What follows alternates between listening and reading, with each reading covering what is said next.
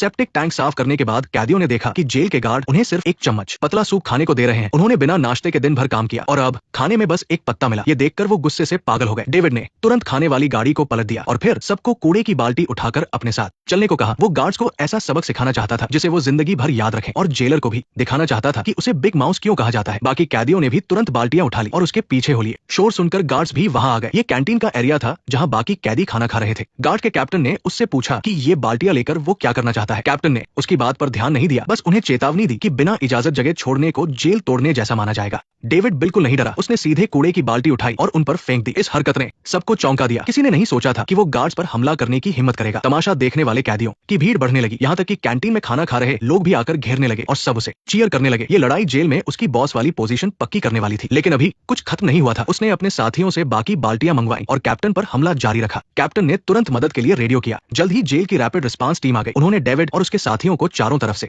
घेर लिया। कैप्टन ने आगे बढ़कर उसे चेतावनी दी कि अगर उसने एक कदम भी और बढ़ाया तो वो सच में गोली चला देगा। तभी जेलर और वो 3 अमीर लोग वहां आ गए। सभी कैदी जेलर के खौफ को बहुत अच्छे से जानते थे, यहाँ तक कि उन्होंने शर्त लगाना शुरू कर दिया कि डेविड और जेलर में से कौन जीतेगा। क्या जेलर हार मानकर उन्हें खाना खाने देगा या डेविड और उसके साथियों को सजा मिलेगी। सब जानते थे कि सांप चूहों को खा जाता है। मैंने तुम्हें पहले भी वार्निंग दी थी, फिर भी तुम हमेशा ऐसा सुलूक करते हो। अगर तुमने हाथ उठाया तो तुम्हारी जान जा सकती है। वो जॉर्ज और उसके घटिया लोग भी। लेकिन इसके बाद जो हुआ उसने सबको हैरान कर दिया। जेलर ने सच में उसकी बात मान ली। पूरी भीड़ खुशी से चिल्लाने लगी। इस घटना के बाद जेल में उसका रुतबा और भी ज्यादा बढ़ गया। कई कैदी उसके चेले बन गए। उसकी ताकत अब डॉन के बराबर हो गई थी। लेकिन डेविड को फिर भी काल कोठरी में डाल दिया गया। इन कुछ दिनों की काल कोठरी वाली सजा ने उसे अंदर से और भी मजबूत बना दिया। उसने कसम खाई कि वो जिंदा रहेगा और उन लोगों से बदला लेगा जिन्होंने उसे फंसाया है। जब वो बाहर आया तो उसकी आंखों में ऐसा खौफ था जिसे देखकर वो कैप्टन भी डर गया, जिसने अनगिनत मुजरिम देखे थे। जैसे ही वो मैदान में आया, कैदियों की एक बड़ी भीड़ ने उसे घेर लिया। वो सभी उसके गैंग में शामिल होने की मिन्नतें कर रहे थे। डेविड ने भी किसी को मना नहीं किया, क्योंकि अगर जंग लड़नी है तो सैनिक तो चाहिए ही होंगे, अपनी काबिलियत दिखाने और भी ज्यादा। साथियों को जोड़ने के लिए उसने जेरी से ये खबर फैलाने को कहा कि वो उन सबकी कोई भी इच्छा पूरी करेगा, चाहे कोई भी इच्छा हो, बस वो पहले आने वाले कुछ लोगों की ही मदद करेगा। जेरी ने तुरंत काम शुरू किया और जल्द ही पूरी जेल में ये बात फैल गई कि बिग माउस कैदियों की इच्छाएं पूरी करने वाला है। और जो सबसे पहला इंसान उसके पास आया वो कोई और नहीं बल्कि सेल का लीडर था।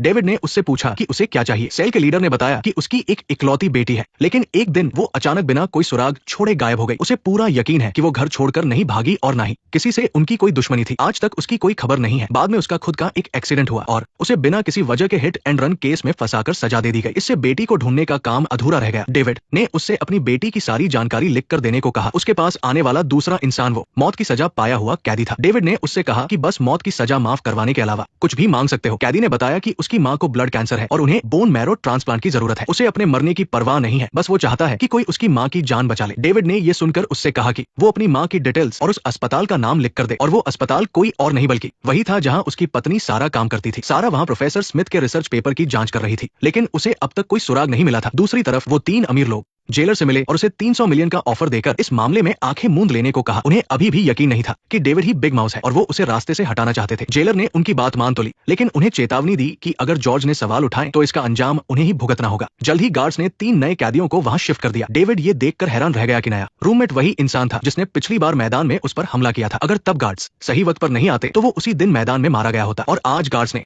उसी इंसान को उसके सेल में भेज दिया था। उनका इरादा साफ समझ आ रहा था, लेकिन अगले ही पल वो आदमी खुद उसके सामने घुटनों पर बैठ गया और माफी मांगते हुए बोला कि पिछली बार उसे भी मजबूर किया गया था। उसने डेविड से माफी मांगी और अपने तीनों साथियों को पनाह देने की गुजारिश की। वो खुशी खुशी उसके गैंग में शामिल होकर वफादारी निभाने को तैयार थे। ये देखकर बाकी 2 कैदी भी अपनी वफादारी दिखाने के लिए घुटनों पर बैठ गए। बगल में खड़े सेल के लीडर ने साफ कह दिया कि ये लोग डॉन के आदमी हैं और उनमें से एक कैदी की आंखें अजीब सी थी। ऐसे लोग आमतौर पर बहुत मतलबी होते हैं। ये बातें सुनकर उस अजीब आंखों वाले कैदी को बहुत गुस्सा आया। वो भड़कना चाहता था, लेकिन अपना प्लान कामयाब करने के लिए वो चुप रहा। अपनी सेफ्टी के लिए उन्होंने उन तीनों की तलाशी ली ताकि ये पक्का हो सके कि वो कोई खतरनाक चीज अंदर लेकर नहीं आए हैं। जल्द ही रात हो गई और सभी कैदी सो गए। वो अजीब आंखों वाला कैदी अचानक उठा और धीरे धीरे डेविड की तरफ बढ़ने लगा। जल्द ही वो उसके पास पहुंच गया। उसकी आंखों में खतरनाक गुस्सा और नफरत भरी थी, लेकिन उसे नहीं पता था कि डेविड बिल्कुल नहीं सो रहा था। उसने चुपके से अपने कंबल के अंदर से एक हाथ का बना चाकू निकाल लिया था। शुक्र है कि वो कैदी बस बाथरूम जाने का बहाना कर रहा था, या शायद उसे लगा कि अभी सही वक्त नहीं आया है। डेविड अच्छी तरह जानता था कि उनकी वफादारी सिर्फ एक नाटक है और उनका असली इरादा उसे खत्म करना है। इसमें जेलर भी पक्का शामिल था।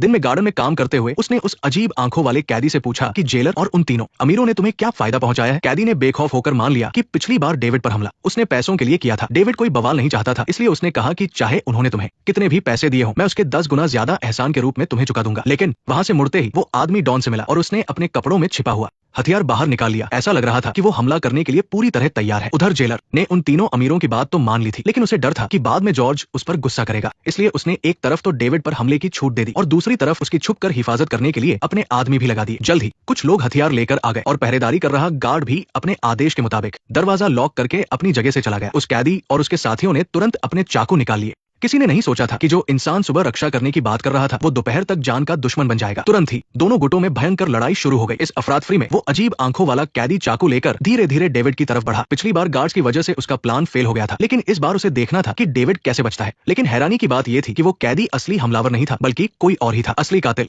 वही मौत की सजा पाया हुआ कैदी था। उसने अपना खंजर निकाला और अपने शिकार की तरफ बढ़ा। उसे देखकर डेविड सन्न रह गया। उसने सपने में भी नहीं सोचा था कि उसके करीबी इंसान को भी दुश्मनों ने खरीद लिया है। अभी परसों ही तो उसने उसकी इच्छा पूरी करने का वादा किया था और आज वो दुश्मन बन गया था। एंड उसी नाजुक मौके पर सेल का लीडर बीच में कूद पड़ा और उसने वो चाकू अपने ऊपर ले लिया। मामला अपने हाथ से निकलता देख जेलर ने तुरंत पास ही छिपी हुई अपनी स्पेशल टीम को इस ड्रामे को रोकने के लिए बुलाया। गार्ड्स ने जल्द ही इस लड़ाई को खत्म कर दिया। सेल के लीडर को बहुत गहरी चोट आई थी और उसे तुरंत इलाज के लिए अस्पताल ले जाया गया। वहीं हमला करने वाले लीडर्स को जेलर ने काल कोठरी में डाल दिया। इसके बाद जेलर उस लीडर से मिलने आया। उसे बिल्कुल समझ नहीं आ रहा था कि उसने अपनी जान जोखिम में डालकर डेविड को क्यों बचाया। लीडर ने तुरंत कोई जवाब नहीं दिया, बल्कि उसने जेलर को अपने करीब बुलाया और उसके कान में कुछ फुसफुसाया। इसके तुरंत बाद डेविड और जेरी को कालकोरी से बाहर निकाल दिया गया। साइलेंस। अगले दिन एक बहुत ही अजीब घटना घटी। इस पूरे हमले का मेन लीडर, वो अजीब आंखों वाला कैदी, काल कोठरी में फांसी पर लटका हुआ मिला। सोचने वाली बात ये थी कि अंदर एक टॉयलेट के अलावा कुछ भी नहीं था। तो फिर वो रस्सी कहां से आई और उसने खुद को फांसी कैसे लगा ली? कैदी ने बस धीरे से अपना हाथ खोला और तुरंत ही दो कैदियों के मुंह से झाग निकलने लगा और वो जमीन पर गिर पड़े। कुछ ही पलों में उनकी मौत हो गई। ये खौफनाक मंजर देखकर वो खुद भी हैरान रह गया, क्योंकि परसों ही इन दोनों कैदियों ने उस पर हमला किया था और उनका बॉस भी कल ही काल कोठरी में रहस्यमय तरीके से फांसी पर लटका मिला था। अब डेविड को मारने की साजिश रचने वाले तीनों मुख्य अपराधी मर चुके थे, लेकिन सच तो ये था कि उसने ऐसा कुछ नहीं किया था। उसे एहसास हो गया कि असली बिग माउस भी इसी जेल में मौजूद है और उसका साफ मकसद यही था कि इन सबका इल्जाम डेविड पर डाल दिया जाए। लेकिन वो इंसान आखिर है कौन, ये उसे बिल्कुल समझ नहीं आ रहा था। फॉरेंसिक की शुरुआती जांच के मुताबिक इन दोनों कैदियों की मौत पोटेशियम क्लोराइड के जहर से हुई है, लेकिन उन्हें काल कोठरी से बाहर आए हुए कुछ ही घंटे हुए थे, तो उन्हें अचानक जहर कैसे दे दिया गया? पुलिस ने तुरंत उस वक्त की सीसीटीवी फुटेज चेक की। उसमें साफ दिख रहा था कि काल कोठरी से बाहर निकलते समय वो कैदी किसी से भी नहीं मिले थे, लेकिन जब वो कैंटीन पहुंचे तो जेलर ने देखा कि उन दोनों ने अपनी जेब से कुछ निकाला और उसे खा लिया। उनकी चॉपस्टिक्स टेबल पर ही रखी हुई थी, इसलिए खाने में जहर होने का सवाल ही नहीं था। ये जानकर सब हैरान थे कि उन्होंने अपनी जान खुद ली है, लेकिन वो ऐसा क्यों करेंगे? उस अजीब आंखों वाले कैदी की मौत को भी शुरुआती तौर पर खुदकुशी ही माना जा रहा था। ये सब कुछ बहुत ही अजीब और रहस्यमय था। उन दोनों को वो जहर आखिर मिला कहां से? जेलर का शक तुरंत डेविड पर गया। इन तीनों ने ही डेविड पर हमला किया था, इसलिए इनकी मौत से डेविड का कनेक्शन होना तय था। तो जेलर तुरंत गार्ड्स के साथ वहां तलाशी लेने पहुंच गया। गार्ड्स ने आते ही कमरे का कोना कोना छानना शुरू कर दिया। उन्होंने कैदियों की भी पूरी तलाशी ली, लेकिन पूरा कमरा छान मारने के बाद भी उन्हें कोई भी सबूत नहीं मिला जो उसे कातिल साबित कर सके। बाकी सेल्स के कैदी भी ये तमाशा देखने बाहर आ गए थे। वे अभी भी दरवाजे पर लेटकर देख रहे थे। जैसे ही वार्डन ने कैप्टन को उन्हें सबक सिखाने का इशारा किया, डेविड ने कदम बढ़ाया। उसकी बस एक नजर देखकर कैदी चुपचाप पीछे हट गए। ये था जेल के बॉस के रूप में उसका रुतबा। ये देखकर वार्डन को बहुत बुरा लगा। एक कैदी का हुक्म उसके अपने हुक्म से ज्यादा असरदार था, लेकिन उसने अपने गुस्से को पी लिया और कहा, अगर कैमरे में ये न दिखता कि उन दो कैदियों ने खुद को खत्म किया है तो उसे पक्का पूछताछ के लिए ले जाया जाता। जाहिर है वे बिना किसी वजह के अपनी जान नहीं ले सकते। आखिर अंधेरे में छिपकर ये सब कौन कंट्रोल कर रहा है? वो कौन हो सकता है? उसी दिन माइक ने अचानक डेविड को ढूंढा और उसे बिग माउस के साथ काम करने वाले 5 ड्रग डीलरों के नाम बताने को कहा। उसने उसे 5 दिन का समय दिया। अगर 5 दिन बाद डेविड नाम नहीं बता पाया तो इसका मतलब होगा कि वो बिग माउस नहीं है और उसे मार दिया जाएगा। लेकिन वो बिग माउस नहीं है तो उसे डीलरों के नाम कैसे पता होंगे? हालांकि वो बाहर से हैरान दिखने का नाटक कर रहा था, लेकिन अंदर से वो बहुत डरा हुआ था। इसलिए उसने एक मुक्का मारकर गार्ड को बेहोश कर दिया और फिर अपना फोन निकालकर मेयर को कॉल किया। मेयर के पास उन डीलरों की लिस्ट थी। वो लिस्ट उसके भरोसेमंद वकील ने माइक से ली थी। उसने कहा कि बिग माउस ने उसे बलि का बकरा बना दिया है, जिससे फोरम के लोगों की नजर उस पर पड़ गई है। अब माइक उससे डीलरों की लिस्ट मांग रहा है। मेयर के पास लिस्ट तो थी, लेकिन उसने तुरंत फोन काट दिया। तभी जेल के गार्ड भी वहां पहुंच गए। उसने अपना फोन कैप्टन को फेंक दिया और हाथ उठाकर सरेंडर कर दिया। दूसरी तरफ मेयर ने अपने सेक्रेटरी से वकील पर नजर रखने को कहा, क्योंकि उसे शक था कि वकील ने उसे धोखा दिया है। माइक अचानक जेल जाकर डेविड से डीलरों की लिस्ट क्यों मांगेगा? इसके बाद उसने वो लिस्ट डेविड की पत्नी सारा को दी ताकि वो उसे डेविड तक पहुंचा सके। अगले ही दिन सारा जेल पहुंच गई। उन दोनों ने एक दूसरे को देर तक गले लगाया। इस लिस्ट के मिलने से डेविड को जैसे कोई संजीवनी मिल गई। मैंने अपना फैसला इसलिए बदला क्योंकि उसे माइक को रोकने के लिए डेविड की जरूरत थी और साथ ही असली बिग माउस को भी बाहर निकालना था। उधर वकील माइक से गुपचुप तरीके से मिल रहा था। असल में वकील ने मेयर को जो लिस्ट दी थी वो नकली थी। माइक बस इसके जरिए ये चेक करना चाहता था कि डेविड ही असली बिग माउस है या नहीं। जल्द ही तय की गई मोहलत पूरी हो गई। जेल जाने से पहले माइक ने मेयर से मिलकर उसे ये राज बता दिया, तुम्हारे हाथ में जो लिस्ट है वो नकली है। मैंने जो भी नाम लिखे हैं सब गलत है। तो कैसा लगा? क्या अब तुम्हें कुछ दिलचस्पी आ रही है? बस दुआ करो कि मेरे लिखे हुए नाम वो न बताए। मेयर ने तुरंत वार्डन को कॉल किया, लेकिन उसने फोन काट दिया। हर कोई डेविड का तमाशा देखने का इंतजार कर रहा था, लेकिन वो बहुत कॉन्फिडेंट दिख रहा था। कैप्टन ने सेल में आकर उसे अपने साथ ले लिया। ये बात जल्द ही पूरी जेल में फैल गई। सब यही शर्त लगा रहे थे कि डेविड और उन 3 अमीर लोगों में से कौन जीतेगा। तभी मेयर भी वहां पहुंच गया। वो डेविड से अकेले में बात करके उसे बताना चाहता था कि लिस्ट नकली है, लेकिन वार्डन ने उसे फिर से मना कर दिया और मेयर की कोई परवाह नहीं की। शर्त जल्द ही शुरू हो गई। डेविड को इतना कॉन्फिडेंट देखकर माइक भी बहुत खुश था। गेम में ऐसे ही मजा आता है, लेकिन पास खड़े मेयर के तो डर के मारे पसीने छूट रहे थे। इस शर्त का रेफरी वार्डन था। माइक ने सबसे पहले पेन और पेपर लिया और लिस्ट लिखनी शुरू की। डेविड ने भी बिना किसी हिचकिचाहट के लिखना शुरू कर दिया। जल्द ही दोनों ने लिखकर पेपर को मोड़ा और ग्लास में डाल दिया। वार्डन ने माइक की लिस्ट ली और उन 5 डीलरों के नाम पढ़ने लगा। फिर उसने सबके सामने वो लिस्ट दिखाई। इसके बाद वार्डन ने डेविड की लिस्ट ली। माइक टेबल थपथपा रहा था और तमाशा देखने के लिए बेताब था, लेकिन अगले ही पल वार्डन के चेहरे के भाव बदल गए। उसने नाम नहीं पढ़े बल्कि लिस्ट माइक को दे दी। उस पर बिल्कुल वही 5 नाम लिखे थे। वह तुरंत हैरान रह गया। मेयर भी उतना ही चौंक गया था। इस लिस्ट के बारे में माइक और बिग माउस के अलावा किसी को नहीं पता था, लेकिन डेविड किसी भी एंगल से बिग माउस नहीं लग रहा था। जल्द ही कैप्टन ने ये बात सभी कैदियों को बता दी। सब लोग उसके लिए जश्न मनाने लगे, जिसमें माइक भी शामिल था। माइक ने कहा कि अब जब पहचान साफ हो गई है तो सीधे काम की बात करते हैं। जो 100 बिलियन उसने चुराए थे वो कब वापस करेगा? लेकिन डेविड ने उससे कहा कि पहले वो पैसे चुराने के सबूत दिखाए। ये इंसान उस फोरम के फंड को संभालने वाला ट्रेडर था। वो आदमी वांटेड होने के बाद गायब हो गया था। कुछ समय बाद उसने पुलिस को फोन करके बताया कि पैसे बिग माउस ने चुराए हैं। डेविड ने कहा कि अगर ऐसा है तो पीटर को पकड़कर मेरे सामने लाओ। दूध का दूध और पानी का पानी हो जाएगा। ठीक उसी समय वार्डन को एक कॉल आई। पुलिस डेविड को पूछताछ के लिए बुला रही थी। अचानक क्यों? वो पीटर होंग पकड़ा गया है। कल रात पीटर होंग को गिरफ्तार कर लिया गया है। दूसरी तरफ वकील पीटर से पूछताछ कर रहा था। उसने पूछा कि वो पहली बार बिग माउस से कब मिला था। पीटर ने याद करते हुए बताया कि जब वो एक फ्रॉड केस में फंसा था और उसे स्टॉक मार्केट से निकाल दिया गया था। जब वो अपनी जिंदगी खत्म करने जा रहा था तब बिग माउस ने उसे कॉल किया और कहा कि वो उस पर पैसा लगाना चाहता है, और अगले ही दिन उसने करोड़ों रुपए ट्रांसफर कर दिए। बिग माउस के कहने पर काम करके बस 2 हफ्ते में ही वो रकम कई गुना बढ़ गई। उसके बाद वो सफलता की सीढ़ियां चढ़ता गया और आखिर में फोरम में शामिल होकर उनका फंड संभालने लगा। जब उसकी जिंदगी सबसे बुरे दौर में थी तब उसी इंसान ने उसे अंधेरे से बाहर निकाला था। पीटर के लिए बिग माउस भगवान जैसा था, लेकिन कुछ ही समय बाद उसने सारा पैसा चुरा लिया। पीटर ने उसे एक बार बारिश की रात में देखा था, लेकिन तब बहुत अंधेरा था और गाड़ी का शीशा भी पूरी तरह नीचे नहीं था, इसलिए वो उसका चेहरा नहीं देख पाया और न ही उसकी आवाज सुन सका। वकील ने उसकी बात सुनने के बाद डेविड की फोटो उसके सामने फेंक दी। पीटर समझ गया कि वो उससे झूठी गवाही दिलवाना चाहता है। वकील ने शर्त रखी कि अगर वो ऐसा करेगा तो उसकी सजा कम कर दी जाएगी। उसके बाद डेविड भी पूछताछ वाले कमरे में आ गया। वकील ने उससे पूछा कि उसे डीलरों की लिस्ट कैसे पता चली। डेविड ने बताया कि किसी ने उसे एक पर्ची दी थी जिस पर उन 5 डीलरों के नाम लिखे थे। फिर उसने पीटर से कहा कि वो उसे ध्यान से देखे और बताए कि क्या वही बिग माउस है। पीटर थोड़ा नर्वस लग रहा था। आखिर झूठी गवाही देना कानून के खिलाफ है। तभी उसका अलार्म बज उठा। ये इंसुलिन का इंजेक्शन लेने का समय था, लेकिन जैसे ही उसने इंजेक्शन लिया कुछ ही सेकंड बाद उसकी सांसें रुकने लगी और वो जमीन पर गिर पड़ा और उसके मुंह से झाग निकलने लगा। डेविड ने मेयर की तरफ देखा। जाहिर था कि कोई छुपकर उसे बचा रहा था। आखिरकार पीटर उसी कमरे में मारा गया और इस शर्त की वजह से डेविड ने उन अमीर लोगों से 300 मिलियन जीत लिए। ये पहले से तय था। वार्डन ने रेफरी होने के नाते अपना हिस्सा निकाल लिया, लेकिन अगले ही पल डेविड ने उसे नोटों की कई गड्डियां थमा दी। वो भी यहाँ वीआईपी बनना चाहता था। वीआईपी। उसके बाद उसने कुछ और गड्डियां निकाली और कहा कि ये आजादी की कीमत है। जब तक वो कोई बहुत बड़ा जुर्म न करे तब तक वो उसके मामले में दखल न दे। बाकी के पैसे वार्डन को दे दिए। साथ ही कहा कि सबको अच्छा खाना खिलाया जाए। जल्द ही बढ़िया खाना टेबल पर आ गया। कैदियों ने बहुत दिनों से इतना अच्छा खाना नहीं खाया था और ये सब सिर्फ एक इंसान की वजह से मुमकिन हुआ था। डेविड का रुतबा फिर से बढ़ गया था, यहाँ तक कि माफिया बॉस से भी ज्यादा। और उन 3 अमीर लोगों के बुरे दिन शुरू हो गए थे। उन्हें पूरा यकीन हो गया था कि डेविड ही बिग माउस है। उसकी वजह से जेल में 3 कैदी मारे जा चुके थे, यहाँ तक कि पीटर भी पूछताछ के दौरान मारा गया। उन्हें लगा कि अब अगला नंबर उन्हीं का है, लेकिन वे बस चुपचाप उसकी बढ़ती ताकत को देखने के अलावा कुछ नहीं कर सकते थे। अब वो उन तीनों के बराबर आ चुका था। वे माफिया बॉस के पास गए और उससे मदद मांगी, लेकिन वो अब और कोई पंगा नहीं लेना चाहता था। तभी डेविड अपने आदमियों के साथ वहां आ धमका। वह एक बहुत ही सीधे मकसद से आया था। वो चाहता था कि वो तीनों अमीर लोग प्रोफेसर केविन को मारने का गुनाह कबूल कर ले, वरना उन्हें बेरमी से मार दिया जाएगा। लेकिन उनका लीडर जरा भी नहीं डरा। वो भी देखना चाहता था कि आखिर इस बिग माउस में कितना दम है। लेकिन एक इंसान ऐसा था जो डर के मारे कांप रहा था। ये डेविड की उसे डराने की चाल थी। दूसरी तरफ जिउचुआन हॉस्पिटल की नर्सें जेल में चेकअप के लिए आ रही थी। ऐसा हर 6 महीने में होता था। खूबसूरत नर्सों को देखकर सभी कैदी बहुत एक्साइटेड थे। सारा पहली बार चेकअप के लिए जेल आई थी और उसने एक अजीब बात नोटिस की। कैदी उसे भाभी कहकर बुला रहे थे। सारा पहली बार चेकअप के लिए जेल आई थी और उसने एक अजीब बात नोटिस की। कैदी उसे भाभी कहकर बुला रहे थे। सारा को यह देखकर बहुत धक्का लगा कि उसका पति इस जेल का बॉस बन गया है। डीन और बाकी नर्सें भी हैरान थी। कैदियों को अपना इतने जोरदार तरीके से स्वागत करते देख डेविड को थोड़ी झिझक महसूस हो रही थी। लेकिन सिर्फ कैदी ही नहीं, जेल के गार्ड भी उसकी बहुत इज्जत कर रहे थे।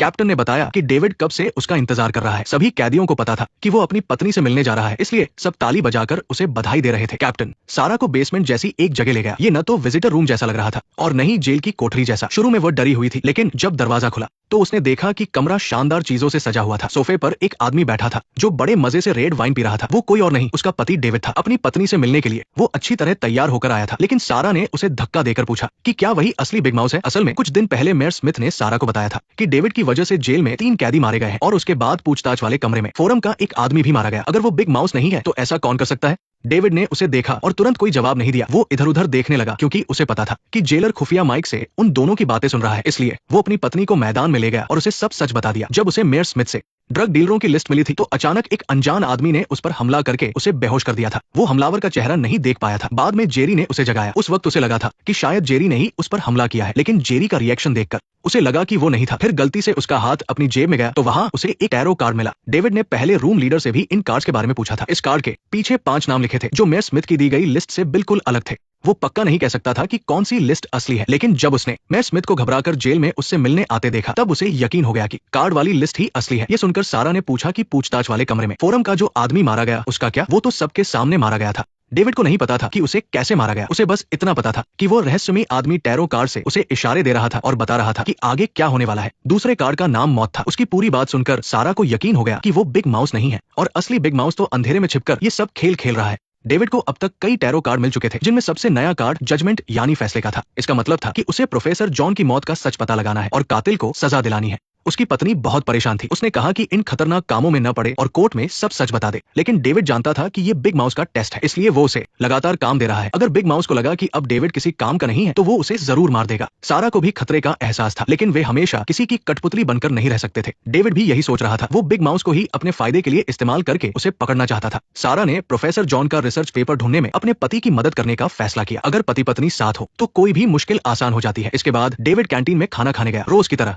सब कैदी अपने बॉस के सम्मान में खड़े हो गए। डेविड को अब इन सब की आदत हो गई थी। वो उस नर्स के पास गया जो उसकी पत्नी को परेशान करती थी और उसका पुराना नाम एकदम सही बताया। फिर वो हेड नर्स के पास गया और उसके परिवार की सारी जानकारी बता दी, जैसे कि उसका पति हिट एंड रन केस में चोंगजू जेल में बंद है। उसके बाद वो केविन की पत्नी के पास गया। उसने न सिर्फ उसके अफसरों को रिश्वत देने का राज खोला बल्कि रिश्वत की एक एक पाई का हिसाब तक बता दिया। सबसे आखिर में वो मेयर स्मिथ की पत्नी से मिला, लेकिन डेविड ने उसका शुक्रिया अदा किया क्योंकि उसने सारा का ख्याल रखा था। ये सब करने का उसका इकलौता मकसद इन लोगों को चेतावनी देना था कि कोई भी सारा को छूने की हिम्मत न करे, वरना अंजाम बहुत बुरा होगा। वो जानता था कि उसके बिग माउस होने की वजह से लोग सारा को परेशान करेंगे। अपनी पत्नी को बचाने का उसके पास यही एक तरीका था। उस दिन प्रोफेसर पीटर की पत्नी भी उनके साथ आई थी। प्रोफेसर पीटर उसे बहुत मारता पीटता था। उसे शक रहता था कि उसकी पत्नी का किसी के साथ चक्कर है, इसलिए वो उस पर हाथ उठाता था। एक फेमस टीवी एंकर होने के बावजूद कोई नहीं जानता था कि वो अंदर से कितनी दुखी है। उधर डेविड ने माफिया बॉस से मिलकर हाथ मिलाने की बात कही, लेकिन बॉस ने कहा कि अगर तुम चाहते हो कि मैं उन 3 अमीरजादों को धोखा दूं तो ये भूल जाओ। डेविड समझ नहीं पा रहा था कि उन तीनों ने उसे ऐसा क्या लालच दिया है कि इतना बड़ा गुंडा खुशी खुशी उनका काम कर रहा है। क्या पैसे की वजह से? लेकिन माफिया बॉस को पैसों की कोई कमी नहीं लग रही थी।